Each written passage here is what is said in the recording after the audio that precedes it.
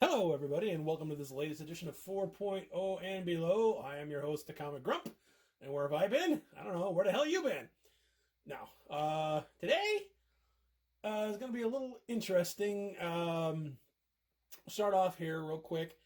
A friend at work said she had a little stack of comics she bought years and years ago at the Shopco. And those of you unfamiliar with the Shopco, think of somewhere on the graph between Walmart and Target.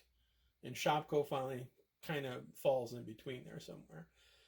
And she wanted to know if I'd be interested in having them because I was interested in comic books. And I said, absolutely. And so it took a little while, but she eventually brought them in. And what it was one of these like comic value packs that's chock full of Chuck Norris and the Karate Commandos. It's like 3 of the 4 issues on there. And honestly, I kind of looked up online. I had no idea what these are going for. And like the Jim Mint copies of #1 is actually going for a good chunk of money. Do you want them back? I said, she says, nah, you can have them. It's okay. So yeah, so it's just a little plastic bundle. I'm sure we all saw these in our Walgreens or drugstores, way back in the day. It looks like it originally was going for $1.99 and then $1.29, and it looks like she finally got it for 45 cents. So yeah, so like I said, there's 3 comics in there, 3 issues for the Karate Commandos from Star Comics, obviously. So missing episode or issue 4, and I'll have the whole thing. I don't know if I probably won't take it out of that package because I think that's kind of neat. So I said we'll probably try to save that. I'm not sure how.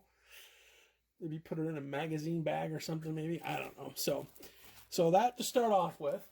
And next, my mom appears to be my comic book source lately.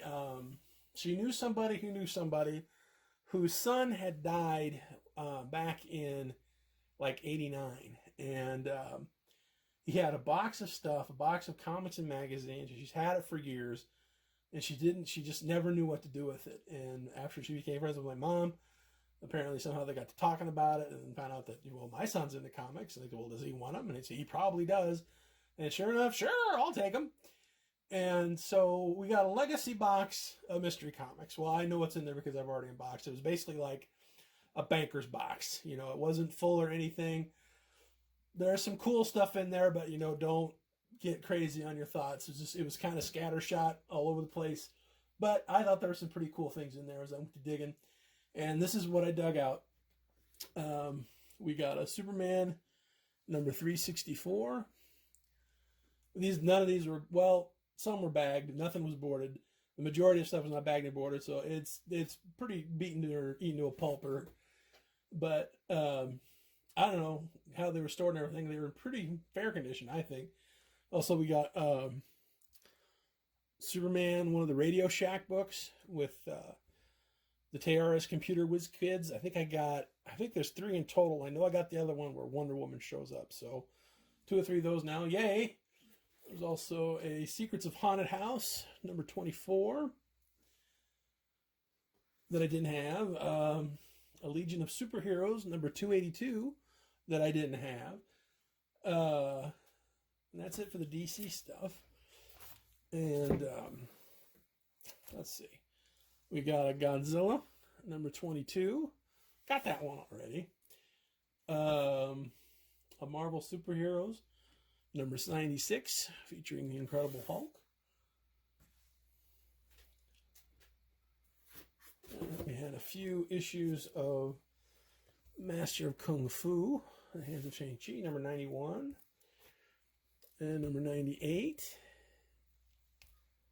and number 109. There were also a lot of, apparently he was big into karate. There's a bunch of karate magazines in there, not like Master of Kung Fu, but like actual karate magazines that I've already put away. Sorry. Those will not be seen today. Let's see, Transformers number 5. I always love that cover. And a few vintage X-Men books. Let's see, we got a 138.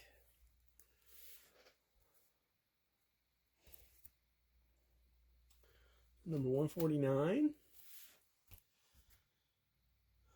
And then we got a random Marvel team up, number 95. Which I guess that's a minor key, the first appearance of Mockingbird. Okay. Next, he also had, how does she, when I talked to her, we didn't open the boxes. Oh no, I just want to see what, or she wouldn't, it's like, what's in there? What's in there? And it's like, or no, she started talking about it. I was like, no, I don't want to know until I open it. And so, but she just let slip out, so like her son was a big fan of Spider-Man. And then my interest went through the roof. And there's a lot of Spidey stuff in here, but the majority of it is wound up in a pretty good run of Marvel Tales. Starting with this old timer, number 12. The spine is gone, but that cover is kind of awesome. And from there, we jump ahead to number 87. And number 91. And number 92.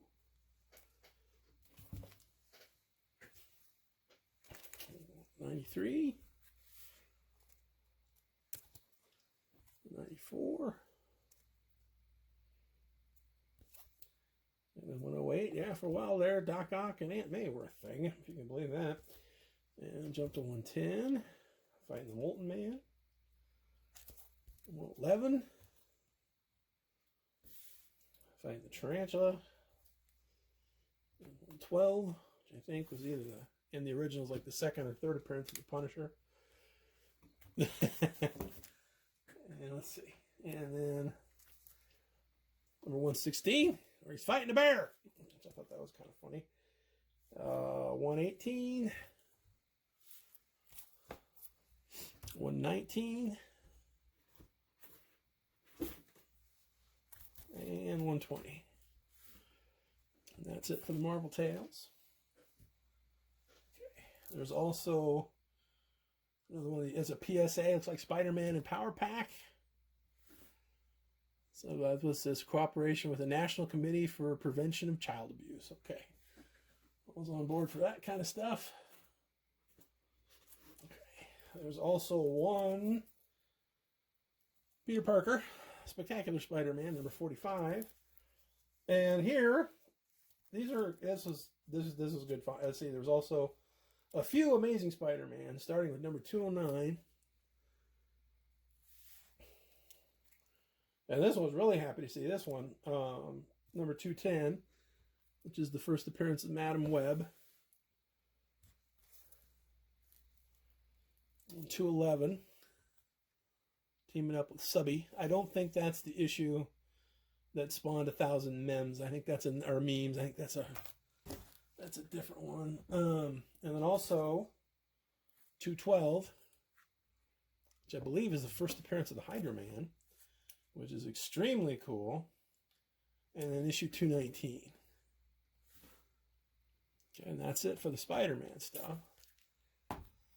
Moving on. Apparently he was also a pretty big Star Wars guy. And these are really in rough shape. Let's see, numbers 39, The Empire Strikes Back. And number 40.